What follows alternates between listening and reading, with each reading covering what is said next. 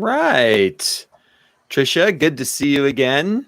It's always great to be back. Thanks for me, Jeff. Yes. Yeah, another flash webinar from Shifting Schools, today focused on soft skills. Yeah, we had some great feedback from last week's session. That link is still live for anybody who missed it. Folks seem to appreciate just, what can we look at and explore within 15 minutes. So this week's theme is going to be looking at soft skills. Anyone who has explored the Shifting Schools library of free resources, you know that there are over 60 free guides in that space. Overwhelmingly, most of them have been developed based on requests of our Shifting Schools community. So again, if you're watching, if you explore that library and there's something else that you're looking for a little bit of support with, you can always reach out to Jeff or myself at any time. We will do our best to support you in the way that you are trying to shift your school. So we did have a request from a number of our podcast listeners who noticed over the summer we had this great theme going, Jeff, of really digging in and exploring the significance of soft skills. And folks wanted to know, how might I kind of, work on soft skills, not just, every once in a while, but really make sure that it's integrated into the curriculum, into classroom practices throughout the year. So Jeff, as we kick things off, I'd love to hear from you. What is a soft skill that you find is really important to the work that you do, or is a soft skill that you love leaning into and working on? Yeah, and I think there's a lot to unpack here, right? Like, we've been talking about soft skills for a long time in education. There's all kinds of pushback that these aren't soft skills. These are the skills of today's workforce. And that's really why this coming school year, we really want to make sure that we have resources and we're focused all year long on these. One of the ones for me, I think my favorite one, and one we'll talk about today, is this idea of flexibility. Like your computer crashing 3 minutes before you're supposed to go live on the internet, right? You got to be flexible. And in the work that we do in supporting educators, not knowing what question's going to come or what the next resource might be that we need to create, that ability to be flexible in the moment in an ever-changing world, I think is critical, is a critical skill to work with of students of all ages.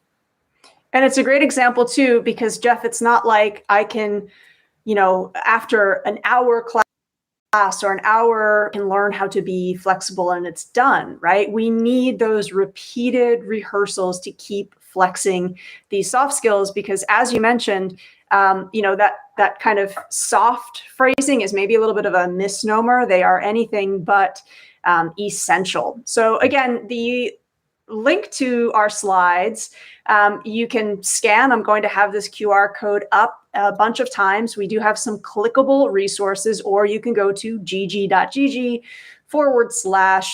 skills shifting schools to get the link, because we have a number of tools here that we're hoping will set you up to celebrate, showcase soft skills throughout the year.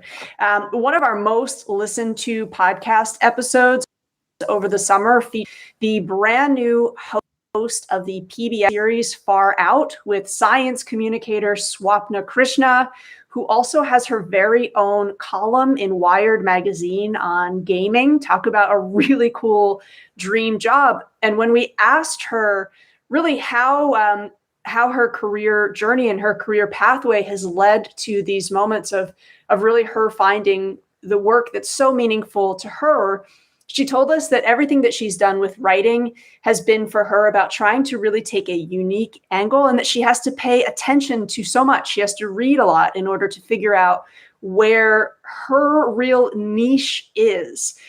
So we kind of love that as an example. Again, the link to that episode is there. I believe it's episode 212 if you want to go back and listen to it. So she really talked about soft skills. And of course, research shows, as the quote here says, that when companies today are searching for their leaders, the thing that they are prioritizing above all else is looking for folks who have those strong social skills, things like communication, collaboration, interpersonal relationship building. And that's really, I think, at the core of soft skills as well. So our free guide, 6 Ways to Spotlight Soft Skills, is of course available in our library of free resources. Today, we're really just going to walk through 3 of the 6. So if you want to explore all 6, please do download that free guide. A key question we wanted to explore today was, what role does self-awareness play in collaborative learning? So, Jeff, I'm so lucky that I get to collaborate with you all the time, right? I love co-hosting the podcast with you. And we've talked about this before, that when we're entering into that kind of collaborative workflow, I have to think about like, hey, what mindset am I in right now? Have I made enough sort of space for me to come into those meetings in a way where I can really focus and do that work? And we have to continue to practice that level of self-awareness. I don't know about you, Jeff, but I find it a little bit easier to do as an adult learner than I may have done as a teen or even as a younger person. But for me, self-awareness and really that kind of just doing a quick check-in with myself is so important before I collaborate with others. Yeah. And I think a big part of that is, I think one of the things we forget as adult learners is we've had lots and lots of practice at this. And how do we make sure that we are helping students have lots and lots of practice of this idea of being self-aware? What do I need, and what do people need to know about me as we head into this collaborative environment? And one of the things I love, Tricia, that you and I do, and I think we do this quite well whenever we're in a meeting or we're just jumping on a call real quick, we always take time to just be like, how are you today? What's going on in your life? Through our relationship with this, we've both gone through things, and it's good to know, like, you need to know where I'm at right now, and I need to know where you're at, because that is going to be the foundation of how that collaboration works. And that's one thing I love about this free guide, this micro menu that we have on collaboration, is it really is making space for that idea of just taking a few moments to make sure that we know where each other is coming from, and we can get down to doing the work that we need to do, being cognizant of that. 100% couldn't agree more. I think if you're going to ask folks to learn together, it's really important that they do feel that sense of psychological safety. Can I admit that I don't know something? Can I ask for help? And it's really difficult to do that if you haven't taken that step to have students rehearse that self-awareness. And as this resource hopes to do, sort of bridge the gap between self-awareness and advocating for self. So this is we like to call it a micro menu. So this might be given out to a group of students, a group of adult learners. They have some time to think about this micro menu. I might not want to share my answers to all 3, but maybe I just pick one from here that I'm going to bring to the group. And again, this is about repeating this. So I would have students come back to this again, right? Because throughout the year, probably I would change my thoughts around how I want others to check in with me, or what I need others to be mindful of. My wife, who's a school leader, actually used this when she was meeting her new team of teachers. So she gave this out to her staff, and she did this in advance. And she said, when we have our first one-to-one chat, I'd love for you, it's totally an option, but think of maybe something from these sentence starters that you want to share with me. And overwhelmingly, they said 2 things. A, I appreciate being, provided this in advance so I can really think about my answer. Yeah, I love that. And B, just, appreciate the space to advocate for myself in terms of what my needs are, right? Because not everybody wants to be checked in with in front of others. So some folks would prefer it just in writing. Others do want, can you come and drop by my classroom? Not everybody likes that, right? And I think it's the same with young learners again. But for me, the real power in something like this is, don't just use it once. Keep coming back to it again and again, right? Because we change. Something might be going on in our lives that affects this. And again, I think it really helps young learners practice. I have to advocate for myself, right? It's important for me to let others know what I need them to appreciate, what I want them to do in terms of collaborating with me. And one thing I love about this is, and we'll talk about this as we go through these today, but the idea of just giving students the choice of what they share. And I love that you make that point, Trisha. You give this to students and you don't say, okay, now share all three. It's which one are you comfortable with sharing right now? I might not be comfortable or even haven't even thought about what's the best way for someone else to check in with me. But I really appreciate when somebody notices this about me. I really appreciate when people notice that I have a good idea, or I really appreciate it when people ask me to be part of the conversation because maybe I'm shy and I just don't jump in on the conversation. And so I think that is a big part of this. We talk about student ownership a lot in education. And student ownership means giving students the ability and choice to make their own choices. And so when you give them a micro menu and then say, you can just choose one, not all three, or I'm not going to pick, say, oh, everybody's going to share number two. Right? We've just taken the control back from the learner to be able to just say, here are three, pick one that you feel comfortable with. And if you don't feel comfortable today, or there's another one that you want to add, you're allowed to do that too. But, just get the wheels thinking on this. And I think that, especially at the start of the year, huge way to start building this in as just part of your classroom culture. And also can be great to model as the teacher in sharing this back with your students as well. So Jeff, we were talking about flexibility for a moment there. And I think this question, how can we celebrate our flexibility in order to reflect on it over time, is important because, as I mentioned, our flexibility, it's sort of like a muscle that we have to develop, right? You have to keep practicing it. But here's the thing. It's difficult to really understand the degree to which we're flexible unless we're doing some documentation. And I know that when I say documentation, sometimes people think like, oh no, that sounds like a huge chore. And it doesn't have to be. So yet again, in that free guide, that's where you'll find all of these resources that you can download. We have another micro menu.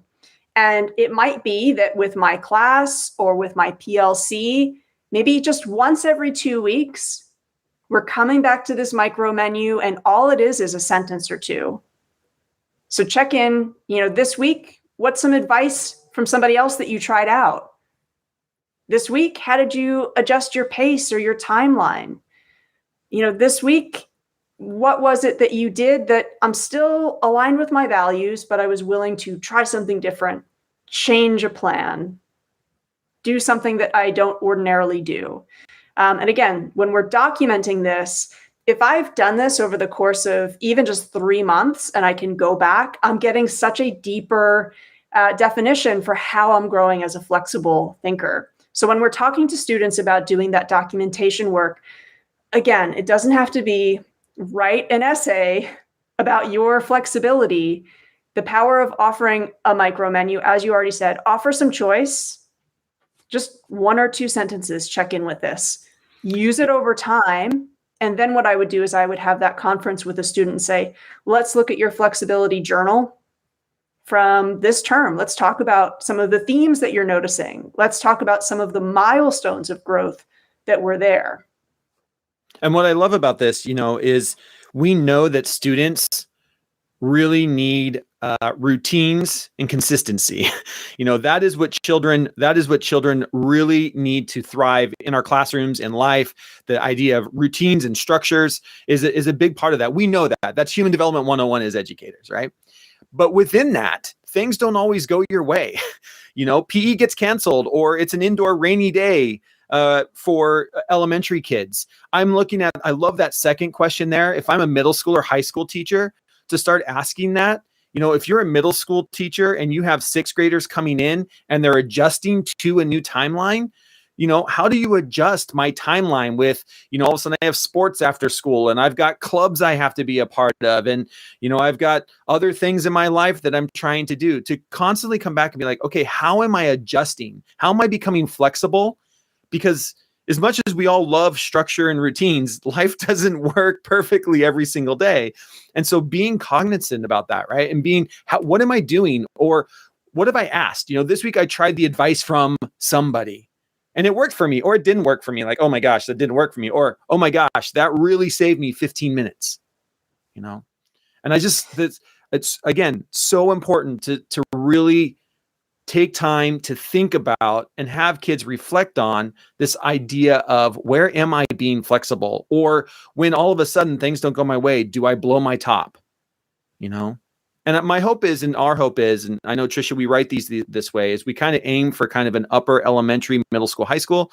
If you're a primary teacher, you can take this same idea and, break down the wordings, maybe change out the icons, but still have that same conversation of where were you flexible today? Where were you flexible on the playground? Where were you flexible at lunch? In dealing with others. And I think it's such a great quote unquote soft skill that we just have to constantly come back to and help students just think about.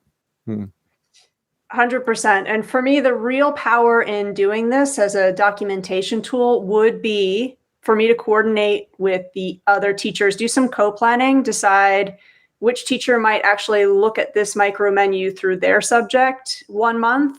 So that, again, students are not just thinking about it in one class, they're thinking about how flexibility is meaningful holistically.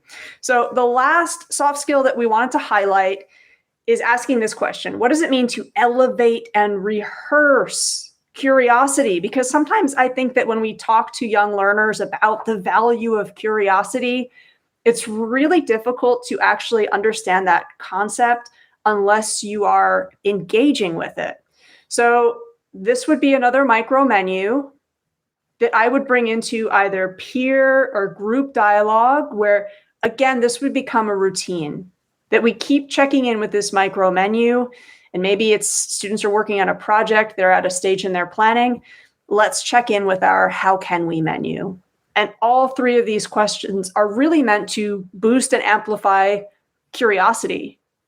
I might have a space, it might be a physical space or a digital space, where students are then documenting how did stopping, pausing, and asking how can we find out who else in our community is interested in. I'd ask them to celebrate how did that question make a little space for more learning, for deeper learning.